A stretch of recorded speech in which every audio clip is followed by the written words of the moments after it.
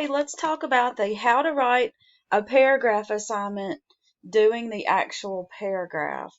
You'll remember that this is just a notice about when you turn all of your assignments in late and being counted absent. You don't need to quote from anything. I don't care about what the internet says. Remember that you did pre-writing already for this assignment, so make sure you remember to go back and use that pre-writing you have already completed. Always read your directions. Go to page 65 through 69 in your textbook and get some tips on how to write paragraphs. But here are some of my ideas. Every paragraph has to have certain elements. One of the elements is a topic sentence, and that topic sentence is the promise to your reader. I promise that this is all you will read about in this paragraph.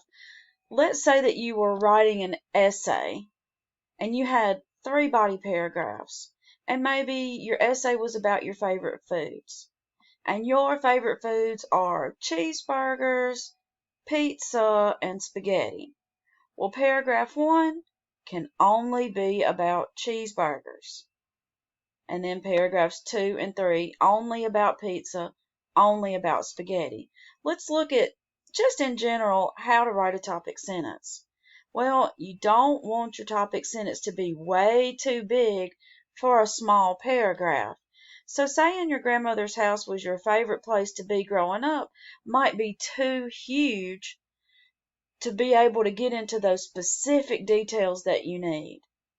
Now, too narrow for a paragraph might be to say that it's your favorite place to be because she makes the best cornbread. Now, the only thing you can talk about in that paragraph is her cornbread. Maybe just right for a paragraph would be that her house was your favorite place because her kitchen is so welcoming. Now, there's an infinite number of ways to approach a paragraph, so remember these are just examples. Avoid revealing specific details that you are going to use in your body paragraph. Don't use those details in your topic sentence. For example, don't talk about the fireplace in your grandmother's kitchen topic sentence because that goes underneath your topic sentence right here. Her fireplace is one of the reasons her kitchen is so welcoming. So don't use up this detail in your topic sentence. Now, if you think you can write a whole paragraph about her fireplace or her cornbread, hey, go right ahead. I'm definitely not saying you can't. Just be careful about boxing yourself into a narrow topic sentence. So let's say that we agree that this would be a good topic sentence. Now, in that paragraph, you can talk about all the things that make her kitchen so welcoming. Her fireplace, her table being set with flowers on top of it, and cakes and fruit and cookies on the counter, sitting there talking while she's making biscuits, whatever that it was that made her kitchen welcoming. One thing you should not do in your paragraph is say, I am going to write about. Never announce that you're writing. You'll always have an attitude, that's usually like your tone, and a subject in your topic sentence. The subject is your grandmother's kitchen. Welcoming is your attitude or your tone. Now, using that pre-writing, you want to start crafting these sentences with lots of specific details and little stories, and we'll get to those stories in just a second. Let's look at our descriptive words and active verbs list. See if I can find it here. Here's our active verbs list. So when you're looking for something a little better than is or was, you got an active verbs list that you can use here. And let's find our descriptive words. You don't have to get nuts with the adjectives and adverbs, but it's always good to use a few of those in there to help you make your images in your paragraph vivid to your reader. Okay.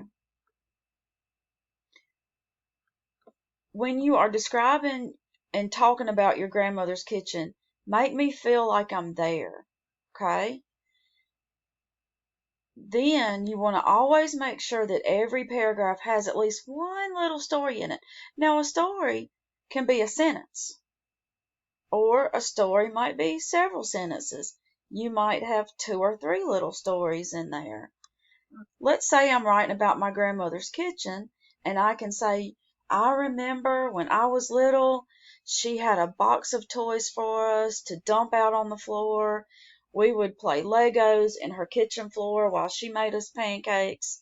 You get what I'm saying? So now your reader's making pictures. All of a sudden, these ordinary details are becoming really vivid for your reader and really interesting. And don't be confined by the truth. Nothing you write in this class has to ever be true. Unless you're doing some kind of a research thing, then you want to kind of stick to the truth.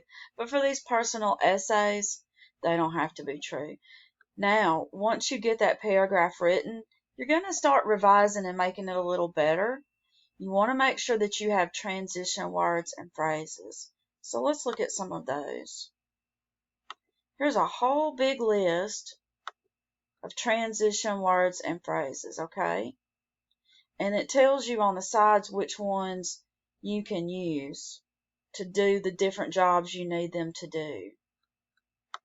Let's look at a paragraph with transitions and a paragraph without transitions. One of my favorite hobbies is traveling. I decided to get a job that paid me to travel because I just couldn't afford my habit. I worked for a company called Off-Road where I led bicycle trips. Do you see how every sentence just comes to a hard stop? What you want is for your sentences to be holding hands. You want to bridge your reader from one sentence to the next. So let's look at with transitions. One of my favorite hobbies is traveling. Therefore, I decided to get a job that paid me to travel because I just couldn't afford my habit. I'm going to skip down. It was a really hard job. I got to spend 2 months living and working in France's wine country. In addition, I went to the South. Do you see? You don't have to have transitions between every single sentence. Just put them where they will help your reader flow from one sentence to the next. I have an example here of a paragraph, and I'm not saying it's the best paragraph ever. I wrote it, but I'm not always 100% on my game, okay? You want to put your name here, your teacher's name, your class, which is, you can look at the Canvas to see what your class number is, and then the date looks just like this. If you use the MLA template, you don't have to worry about any of this. It's all already set up for you, but there are no commas here. Center your title. The title of your paragraph or essay is not your topic. It's something that you make up. And then make sure your page number goes up here. To insert page numbers, you go to Insert, Page Number, Top of Page, and it's always this one right here. Okay, let's see what's going on in this paragraph. Here's my topic sentence. I have the cutest Jack Russell ever. My subject is my Jack Russell. My attitude is that he is cute, so the tone of this paragraph is going to be really positive. My short little fat dog has white fur with a few large light brown spots. There's my description. You want your reader to be able to see it. Then a little story. I always have his furs on my shirts when I go to work. Tiny little story, one sentence. Also, there's my transition word. He is a small dog with short, stubby legs. He cannot jump on my bed because it is too high for him, so I have to pick him up to put him on the bed. Boom. A little story that your reader can see. And then you always want to make sure you have a conclusion sentence. Your conclusion sentence of each paragraph is going to be really reflective of exactly what you said in your topic sentence, kind of like a little echo. Hey reader, this is what you just read. And now this paragraph is done. If you do have time, send your writing assignments to the Net Tutor if you feel like it. Okay, and that's the end of this video. I'll see you in the next one.